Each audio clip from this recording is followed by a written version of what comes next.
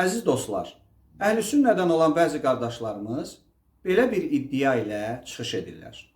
ChatGPT-dən dini sual soruşması haramdır bir mənalı olaraq. Allah zəliyyətin cəhənnəmə aparar səni.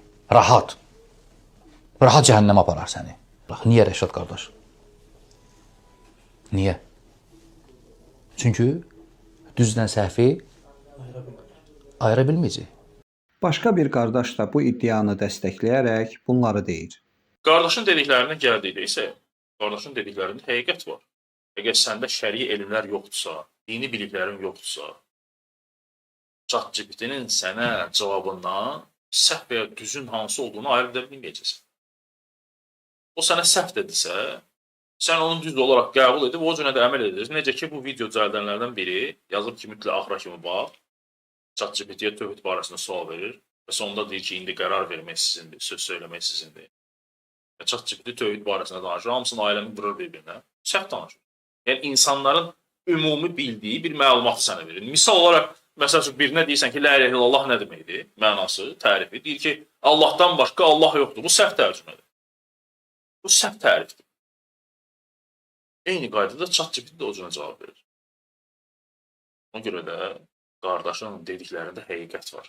Qardaşlarımızın bu iddiası emosional səslənir, amma əslində dini baxımdan tamamilə əsassızdır. Məsələ ilə bağlı 4 məqama diqqət yetirək. Birinci məqam. Eyni yanaşmanı təkcə süni intellektə deyil, elə canlı insanlara da şamil etmək olar. Əgər biliksiz insan doğru ilə səhvi ayıra bilməz deyə sual vermək haramdırsa, onda heç kəsdən, hətta alimdən də sual soruşmaq olmaz. Çünki onlar da bir insan olaraq səhv edə bilər və soruşan şəxs aldığı cavabın doğru və ya səhv olduğunu müəyyən edə bilməz. Halbuki İslamda sual vermək Quran ayəsi ilə təşviq olunur. Əgər bilmirsinizsə, zikr əhlindən soruşun. Nəhl surəsi, ayə 43. Deməli, problem sual verməkdə deyil, cavabın yoxlanılma metodundadır.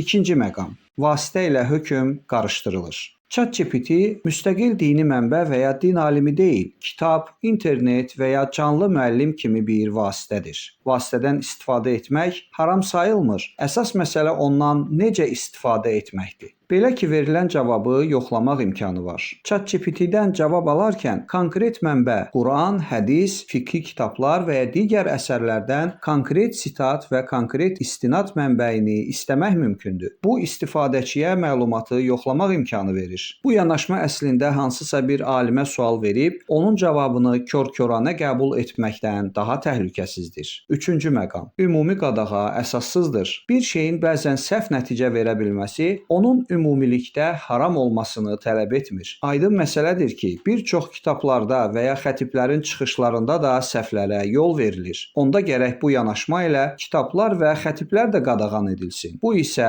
absurddur. Dördüncü məqam. İslam dinində haramları Allah müəyyən edir, Allahın elçisi insanlara çatdırır. Qardaşlarımıza sual. Allah harada süni intellektə müraciət etməyi haram buyurub? Allah harada bu əməlin insanı cəhənnəmə aparacağını buyurub? Əziz qardaşlar, biz Allahın yerinə dini hökm verə bilmərik. Quranda buyurulduğu kimi, o, Allah öz hökmündə heç kəsi şərik etmir. Kəhf surəsi, ayə 26. Beləliklə, süni intellektdən dini sual soruşmaq haram deyil. Əsas olan məlumatın dəqiq mənbəyini öyrənmək və etibarlı mənbələrə əsaslanmaqdır. Əslində bu, elə insanlara, o cümlədən alimlərə verilən suallara da aiddir.